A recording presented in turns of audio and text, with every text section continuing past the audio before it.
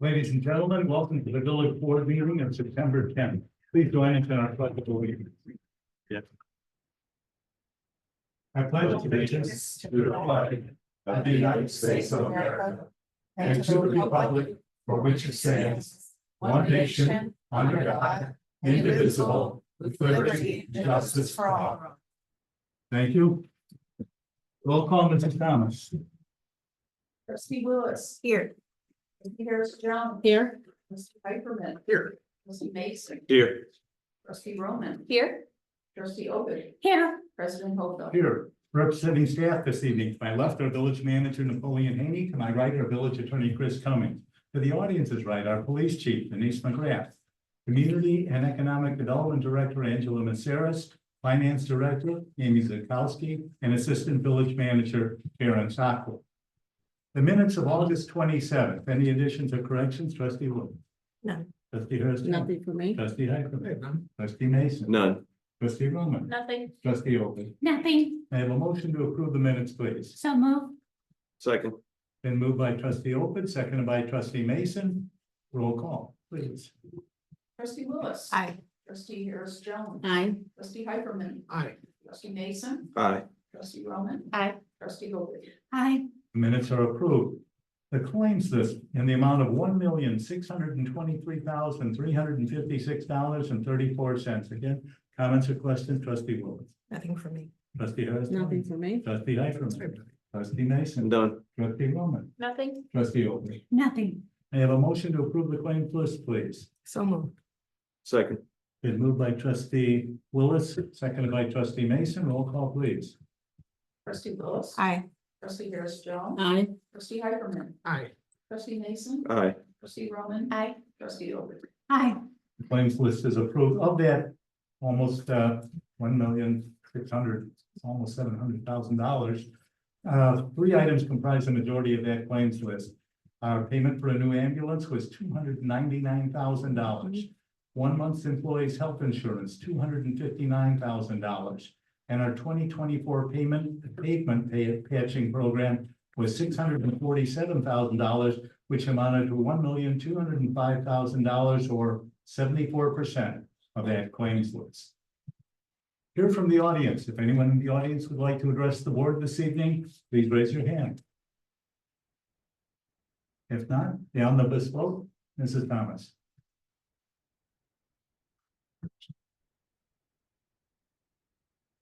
The board is asked to authorize President Hofeld to enter into an intergovernmental agreement with the Illinois Department of Health Care and Family Services for reimbursement through Medicaid funds for the uncovered costs for ambulance services. The board is asked to pass ordinance N 2309, amending the number of liquor license limitations by class to increase the class 4A liquor licenses by 1 for 69 Prime LLC for its proposed location at 2034 Ridge Road in the space previously occupied by Lagoon Bistro. The board is asked to pass ordinance N 2310, waiving requirements for outdoor alcohol sales and approve the issuance of a permit for alcoholic beverage sales outside for 69 Prime Space at 2034 Ridge Road. Board is asked to approve the budget amendment of $56,240 to the general fund for the incentive payment to 2059 Ridge Road LLC, commonly referred to as the Ridgewood. Board is asked to pass resolution R 3198, approving the opening of a lockbox account with Hinsdale Wintrust Community Bank for use by the village's ambulance billing company, Paramedic Billing Services, for the collection and payment of ambulance bills. The board is asked to approve resolution R 3199, authorizing President Hofeld to enter into a redevelopment agreement with JWP Enterprise Corporation to reimburse eligible expenses for a grease trap for 2 eating establishments at 18123 Harwood Avenue, commonly referred to as the Hibbing Building. The board is asked to authorize President Hofeld to enter into an agreement with Ryan LLC for $32,500 with a 15% cost contingency of $4,875 for establishing a tax increment financing district from Harwood Avenue east to Dixie Highway and Ridge Road north to the Dixie Highway Viaduct. And approve a budget amendment in the amount of $37,375.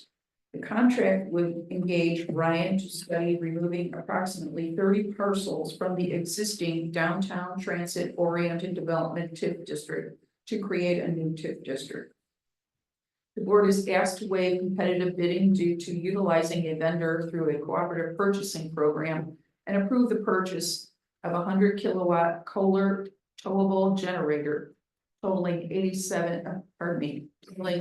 $82,759 with power distribution accessories totaling $8,140 from Buckeye Sales of Romeoville. The total is not to exceed $90,899. The board is asked to reject the bid from ECBM LLC of Chicago. The firm was to replace the fencing along 183rd Street at the viaduct, but all three options on the company's bid exceed what the village had allocated for this project by $50,000 or more. The board is asked to waive competitive bidding due to utilizing a current vendor, Acorn Farms of Galena, Ohio, for 128 trees at a cost of $15,302, and approve the installation of the trees by C&T Lawn and Landscaping of Linwood in the amount of $15,360. Board is asked to approve a budget amendment of $30,000 to the general fund to pay for this purchase and work totaling $30,662. Thank you. Any comments or questions from anyone in the audience? Not board comments, trustee Wilson. Nothing. Trustee Harris. Nothing for me. Trustee Heiferman. Trustee Mason. None. Trustee Bowman. Nothing for me. Trustee Opie. I just have a couple of things, with G, the tax increment financing, the TIF. That, just so we're all under we have the same idea with this, that there are 9 different items that have to be critiqued to identify if we can move forward in a TIF, correct? There I believe it's good. Right. 9 items, okay, and if we find that those 9 items do not fall into what is the criteria for a TIF, that $32,000 is just gone, right? We don't get that back? No, That's just as a, that's the study. It's an Okay, that's- eligibility wait. study is what it is. okay, That would be phase one. So we would lose the money for phase one if it did not qualify. Phase two is the actual plan and we would not spend that money. okay, okay, and then I know that there are some long-term plans then with this, if there's possibility of creating a TIF district, I just want to make sure that the public is aware of all plans and that staff will be reaching out to the public so they can see what these plans are. Well, yes, there has to be public hearing when, assuming this goes forward in the first place. The first step is the eligibility study. But assuming that they find that it's eligible, then you'd have to create the plan and project, and then there are also public notice requirements for all those things. Yeah. Fantastic. That's wonderful to hear. That was fine for me, Stephen. Thank you. No question. With regard to the lockbox item E, it's nice to know that the paramedic billing service will be paying for that lockbox. That's important. With all that being said, may I have a motion to approve the items on the consent agenda, please? So moved. Second. Been moved by trustee Heiferman, second by trustee Harris Jones. Roll call, please. Trustee Willis. Aye. Trustee Harris Jones. Aye. Trustee Heiferman. Aye. Trustee Mason. Aye. Trustee Bowman. Aye. Trustee Opie. Hi, Consent agenda is approved. New business, our annual financial report, Ms. Sikowski.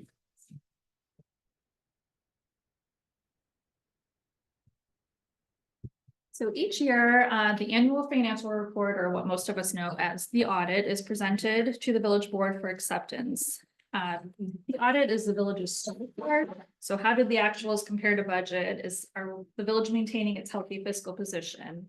Are there any areas of concern? These are all questions that the finance department works throughout the year, but the audit gives kind of the final score to our village board and residents. The results of the audit are then used as we move forward to the next fiscal year budget process.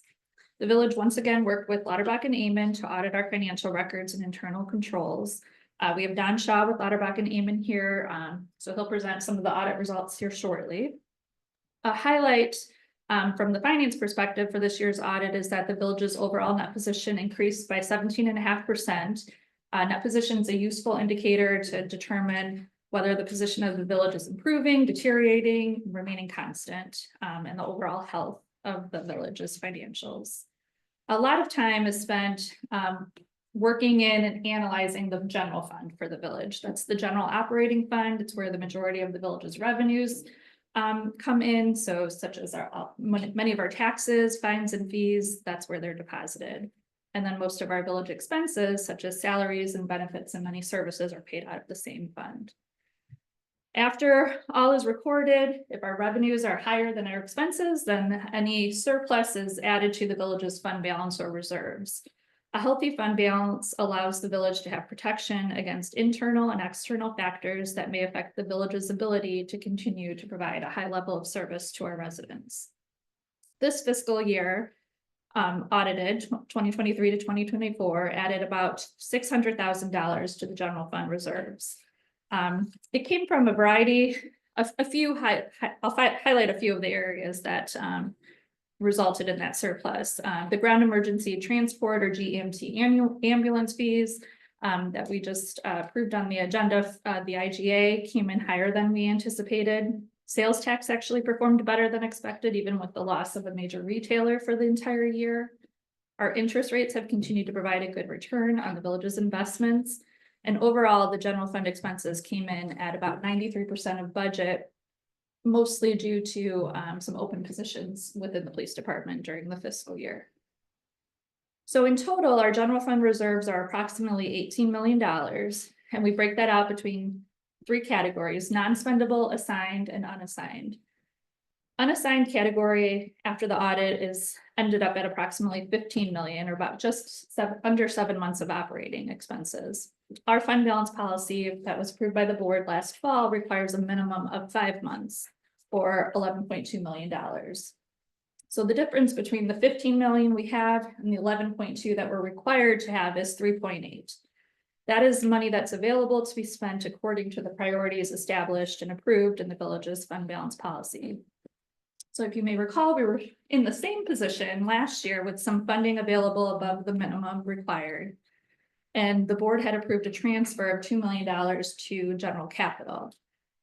It turns out that because our revenues did much better than we had anticipated through the budget, we were able to absorb that $2 million in the current year's revenue. So therefore, we still have this 3.8 million still available above our minimum. The number one priority continues to be funding capital. Village staff is operating under a capital mindset and is currently updating the village's 5-year capital plan to be more comprehensive and a guiding document as we move through the budget years. We plan to bring an updated capital plan to a board meeting in November, so it will include be much more comprehensive. We'll continue to monitor financial data closely. We'll watch for trends in revenues and expenses, and then we use that information as we approach the next budget process. We appreciate the board's support in continuing to make Homewood a financially stable community for years to come. The actual financial report, it looks like you have all received your hard copies, but that will be posted on the village's website by the end of the week following the board's acceptance of the reports tonight. So now I will let Don Shaw with Lauterbach step forward to discuss the report. Thank you for having me. I first like to thank Amy and the entire team for all their support and hard work throughout this entire audit. Without you, this is not possible, so thank you. I'm next going to go through the annual financial report with you, which is the thicker of the packets that you received. And if you turn to page 9, you'll find our water bucket name and letterhead. This is our independent audit report, in which we provide a clean, unmodified opinion. That's the highest opinion you can receive. Basically states that we found no issues with internal controls or the numbers as they're presented. If you flip about 4 more pages, you'll run into what's called the management discussion and analysis. This section really provides a summary of how the year performed in narrative form. So if you have questions on fluctuations from year to year or what the numbers truly mean, this is where you'd want to go to find those answers. The individual fund financial statements will begin on page 31. And it starts off with your balance sheet. Towards the bottom on that far right column, you'll notice that the total ending fund balance for the village as a whole was at $26 million. 69% or 18 million is related to your general fund, which Amy noted is your main operating fund. To see how this fund performed the current year, we can skip ahead to what would be your income statement, which is on page 33. Again, looking at that first column towards the bottom, you'll see that the general fund had a net increase of $763,000. Excuse me, dollars in the current year. This is primarily due to the revenues higher than anticipated and your expenditures being below budget in the current year. The notes of the financial statement will begin on page 41.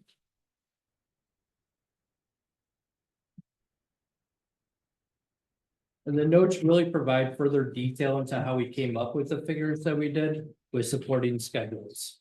Within there, you're going to find your long-term debt and your capital asset schedules.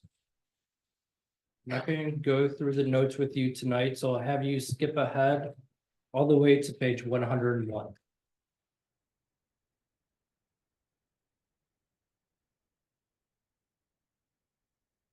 Page 101 is the start of your budgetary information. So if you want to see how a specific fund performed based on what was budgeted, this is where you want to go to see those comparisons. Does anyone have any questions? No.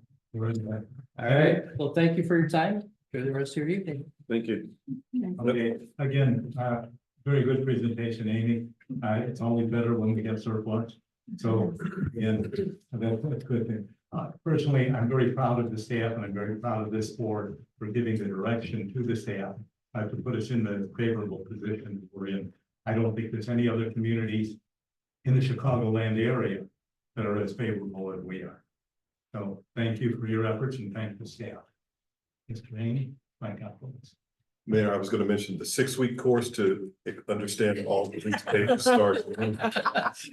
Well, if you have trouble sleeping, this will help you. Thank you. Yes. Any comments? I just want to congratulate and thank the staff for this positive audit. The health of our finances are due to your hard work and your diligence. So really appreciate it. And thank you for spending time, Ms. Zakowski and Mr. Aqua, to spending time explaining the process to me and I'm sure to others. Yes, thank you, Amy and Terrence. We really appreciate it. And breaking it down so that we can understand everything that was presented to us in an easy way. Thank you. Thank you. I'm looking forward to the deep dive. I'll be ready for the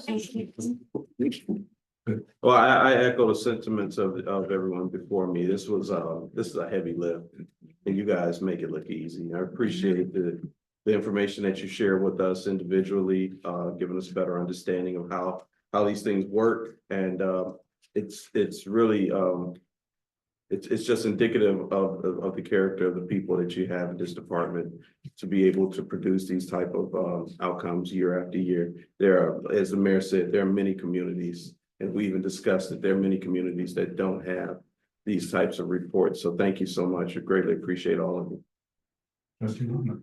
Yes, I echo everything that has already been said, and that even from a resident standpoint, I appreciate everything that you guys do, because this is the foundation that this in conjunction with a handful of other things is what keeps our property values high. So, I think that as much as we joke that this is boring and we don't want to read it, I hope that our residents correlate those two things, that a fiscally responsible municipality is one of the factors that keeps your property value high. So, thank you very much. Trustee Oakley. There's only so much more to say. But thank you so much. I truly appreciate the mere fact that staff was able to bring this information down a little bit more to be able to digest it. I have to concur that the mere fact that we have a surplus, here we are in the Southland community, and so often people say the Southland communities in such a pejorative way, and it's so great to be able to say, to be able to tout where we are financially. And I believe that when we talk about these other communities that don't have this, we are able to show the numbers. It's all in black and white, and it's because of all of you. Thank you. Thank you so much. I have a motion to accept the 2023-2024 audit. So moved. Second, And moved by trustee Willis, second by trustee Oakley. Roll call, please. Trustee Willis. Aye. Trustee Harris Jones. Aye. Trustee Hyperman. Aye. Trustee Mason. Aye. Trustee Roman. Aye. Trustee Ovid. aye, Motion is approved. Thank you. Thank you. thank you. Thank you. And Mr. Kowski. Ordinance 2311, the issuance of a GO limited tax bond. Yes, so back on July 23rd, we held a public hearing where it was recommended to sell approximately $2.6 million in general obligation limited tax bonds to fund various critical capital projects. As a reminder to everyone, as a non-home rule community, the village is limited to issuing a non-referendum general obligation bond at 0.5% of the equalized assessed valuation, or EAV, approximately every 3 years. So staff has been working with our municipal bond advisor, Spear Financial, and it was determined that private placement through a competitive sale would be the best path forward for this 2024 bond series issuance. So interested financial institutions would submit their best and final bid, and there's no negotiating. Spear Financial sent the notices of bid sale and bond packages to various financial institutions on August 22nd, and the deadline to provide the pricing was last Thursday, September 5th. The outcome was a very successful bond sale. We had received 6 bids. BMO Harris provided the lowest and the most favorable bid. Their net interest rate is 3.4%, which is quite a bit less than the village had anticipated during the public hearing in July. And also another note is BMO is our current bank, so it's a sign of a good relationship that we have at this point with them. I think they actually had our last bond as well.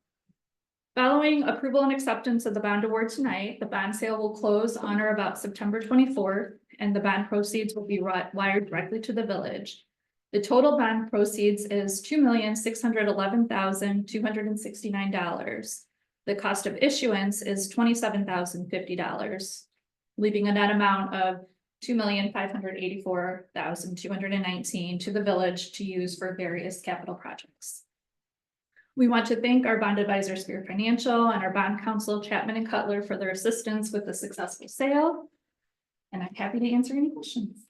Any comments or questions from anyone in the audience? Trustee Willis. Thank you. Thank you. Trustee Hyson. Trustee Mason. No. Trustee Roman. No questions. Trustee Oakley. No, just thank you so much for taking us through the whole process and helping us understand. Thank you. Well, 3.4 interest is better than a 4%. Right. Yes, it is. And again, I like when we would bond free, debt free, but this is a necessary step in order to fund our capital. So thank you. With all that being said, may I have a motion to approve the ordinance M2311, the issuance of the GO limited tax bond? So moved. Second. And moved by trustee Open, seconded by trustee Mason. Roll call, please. Trustee Willis. Aye. Trustee Harris Jones. Aye. Trustee Hyperman. Aye. Trustee Mason. Aye. Trustee Roman. Aye. Trustee Ovid. Aye. The motion is approved. Thank you. General board discussion. Trustee Wilson. Trustee Harris. Nothing for me. Trustee Harris. Trustee Mason. I just want to say that September is National Preparedness Month. So I admonish everybody to make a plan for life's worst days. It's better to be ready than to have to get ready.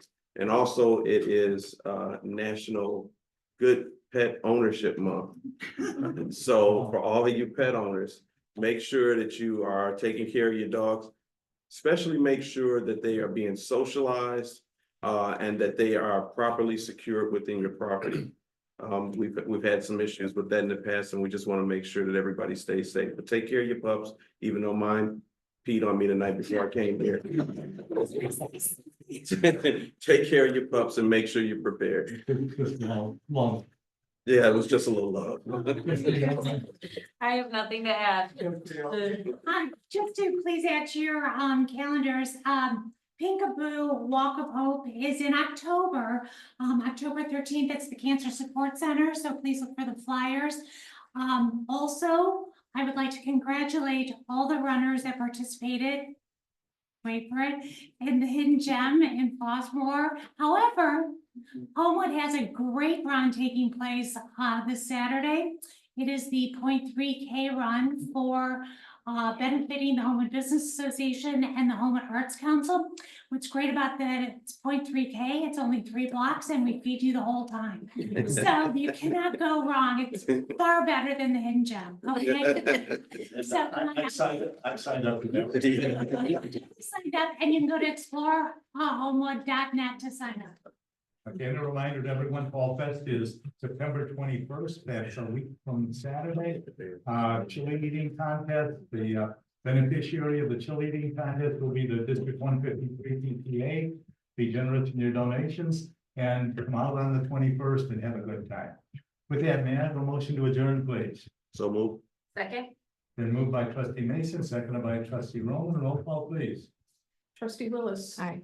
Trustee Harris Jones. Aye. Trustee Hyperman. Aye. Trustee Mason. Aye. Trustee Roman. Aye. Trustee Uben. Hi, We stand adjourned. Thank you all. thank you. You.